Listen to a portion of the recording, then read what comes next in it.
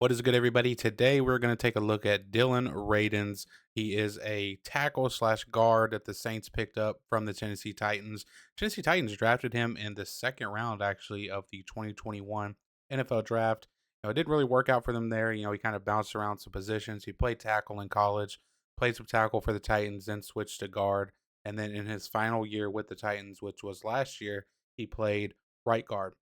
Now, this is a guy who is going to come in to the Saints and immediately compete for a starting job at the left guard position. Okay, so again, last year he played right guard for the Saints. He would bump over to left guard, I assume, right? Because every other position is solidified. The Saints last year, their starting left guard was Lucas Patrick. He recently signed with the Seahawks, so that kind of leaves that position open. So Dillon Radunz comes over from the Titans, and he actually spoke with the media, and he said one of the reasons he chose to come to the New Orleans Saints was because he had a really good chance to compete for a starting job. So today we're going to look at some of his film from last year with the Tennessee Titans where he played right guard. Let's go. All right, first play I want to look at here going against the Commanders and Deron Payne over there at that right guard position. Dillon Radunz, number 75. Okay, and one thing you notice right away when watching him is you can see why he was drafted so high in the NFL draft. Again, a second round pick. You can see some people even had him as a first round grade on him, right? But just watching him, you can see the tools that he possesses on why he was selected so high. And for whatever reason, up to this point in his career, hasn't really been able to put it all together, right? Hopefully, he comes over to New Orleans and can do that. But this first play here again against Deron Payne, one of the better defensive linemen in the league, you can see when he gets his hands on you and he gets his hands in the proper position, that inside hand specifically, you can see in this clip their right hands are kind of dancing and they're fighting, but he has a really strong inside hand. And when he gets his hands on you and he can properly set his base, he's a really strong player, right? And what do I mean by that? I mean, you can see here, again, he gets that hand inside the frame right there, and he sits down. Okay, this is kind of a bull slash, you know, well, more so of a bull rush from Deron Payne. Not the best one in the world, but he's trying to beat him, trying to run through him. But Dillon Radunz is able to kind of sit this down and have a good, proper, strong base. You can see right there the hip flexibility, the ankle flexibility is all there with this player.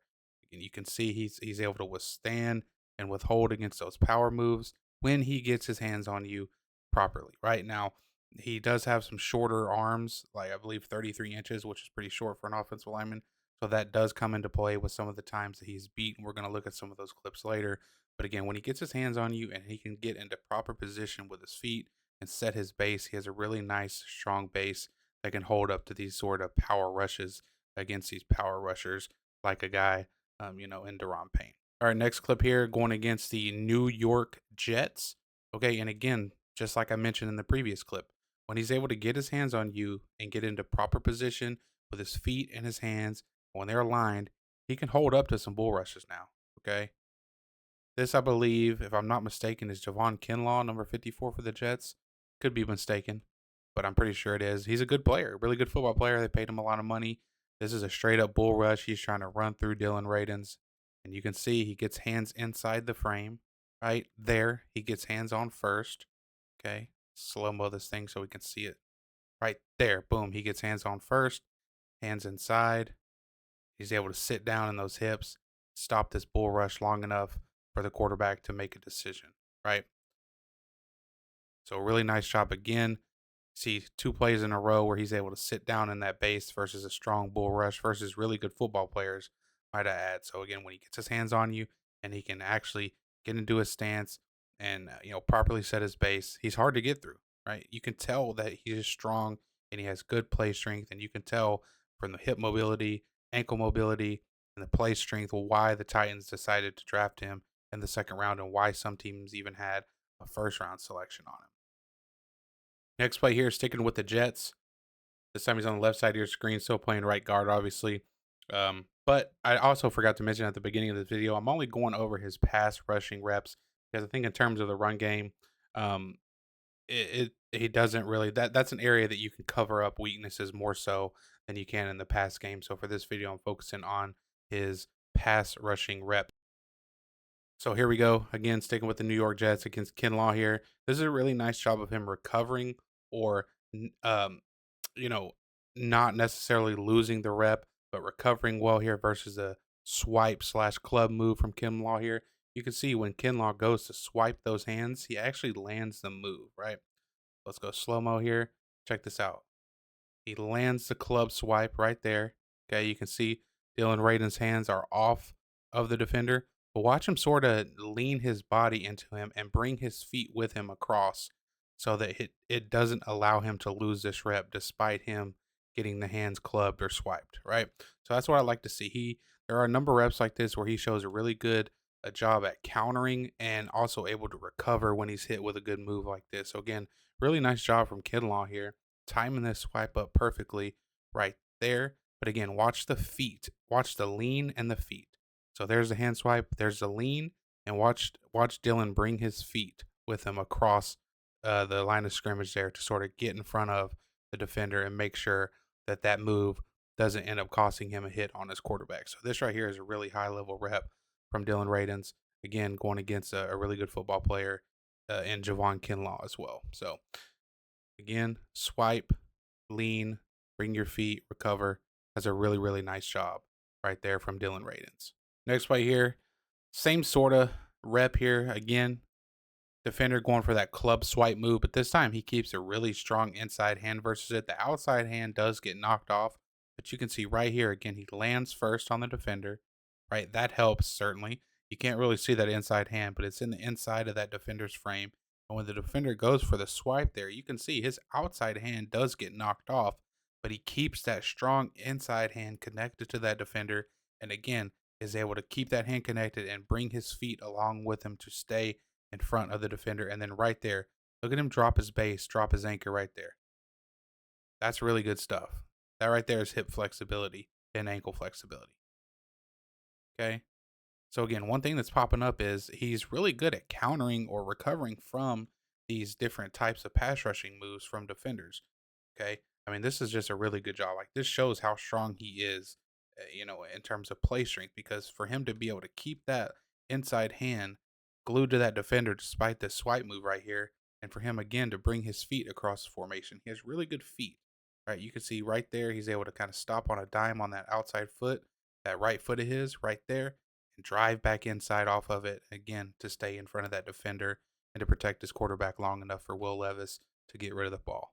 Fortunately, it is Will Levis. And so I'll tell you what, side note, watching some of this tape from Dillon Radunz and seeing some of the funny clips that Will Levis just does on a weekly basis, like if you ever want to be entertained, go watch some Will Levis. So now popping back over to this New York Jets game, I want to talk about some of the struggles that he has. Now, he I mentioned earlier he has shorter arms, 33-inch arms, which is, it's not necessarily a deal breaker, but it is unless you're like a special player, it's going to be hard to, recover from certain moves here. And this play here, this is a bull rush in which the defender, again, Javon Kinlaw, makes contact with Dillon Radunz first, right? So you can see here, he makes contact first and he drives him all the way back to the quarterback. Okay. Let's see if we can get this in slow mo. Boom, defender makes contact first into the chest, drives them back, right? And listen, most of the time when a defender is going to do this to an offensive lineman, the defender is going to win the rep and it's going to look like this. But because he has those shorter arms, it makes it harder for him to recover as good as another player with, a little bit longer arms would. So you could see here, he is doing the right things to counter this bull rush, right? You can see right there, he's trying to replace the hands inside. You can see right there, he's trying to go back inside, but he just doesn't have the arm length to do it. Right. So let's see if we can bring this back here. So yeah. So I mean, so once that defender gets into his chest and extends, I mean that's pretty much lights out for Dillon Radunz, right? So you can see again, he's trying to replace those hands inside, but he just doesn't have enough length to do it. And you have to replace the hands before you can really drop the anchor because you have no support or no real no power or real strength from any type of situation like this because again you're getting drove back through your chest right to your quarterback. So that's something that does pop up and we'll get another clip of it here in a second. Of him getting beat by bull rushes and not really being able to replace those hands inside because not really enough length on the wingspan to do so. Okay, so here again is another example of it right here going against Deron Payne. Okay. Commander's got a bunch of guys walked up, but focus on these two right here. Okay. So again, the short arms kind of come into conclusion here when Deron Payne lands first and gets into the inside frame of Dillon Radunz. Now, let's press play here, and you can see right there. See how Payne lands that inside hand first in the chest? Right there. You can see the left arm of Radunz trying to, again, replace. See, but he just doesn't have the length to get there, right? He is trying to do the right thing technique wise to stop this bull rush or to stop this power rush, but he just doesn't have the arm length to do it. So a guy like him with shorter arms really has to make sure that he makes first contact with these defensive linemen, especially on power rushes, so that he can get his hands first, inside first, and really get the proper power leverage and advantage so that he don't end up in a situation like this where his short arms come into play in terms of, protecting his quarterback. All right, now last play here I want to look at again is example of him getting his hands on first, right? Something I just talked about, something that is imperative for him to do, especially against these bigger defensive linemen who are going to use power rushes. So here in this situation, he gets his hands on Deron Payne first, right? So we'll go slow mo. So he kind of used a little bit of a jump set, which works to his advantage because again, in jump sets, the offensive lineman is essentially going to the defensive lineman instead of letting the defensive lineman come to them, which again in this case works out for like a player like Dillon Radunz who doesn't have the longest arms in the world. So you can see we're going to use this jump set here, right here. We're going to watch that outside hand. Boom, make contact first. All right, first contact, punch him, throw him off his tracks, pop him, and go from there. Right, we do that, and let's see, we get our hands sort of swiped off, and again, like we showed earlier, he's able to bring those feet though back across the formation and recover well and get in front of the defender, and then the quarterback gets rid of the ball. So again, main points with him, you know, is just getting hands on the defender first in terms of the pass game, right? It's imperative. Now, bringing him over to left guard, that's going to be another position he's going to have to learn. Like I said, he has bounced around throughout his, short NFL career. So it's not switching positions isn't new to him. But again, there's probably going to be a learning curve at left guard if he does end up earning that starting job. But in terms of him versus Lucas Patrick, who was the Saints starter last year, quality wise, I mean, they're pretty similar. I don't think really one is an upgrade over the other. I think in terms of potential and raw talent, then Dillon Radunz definitely has the advantage there. But in terms of like what we've seen on the field so far throughout their careers, it's really not much of a difference, to be quite honest with you.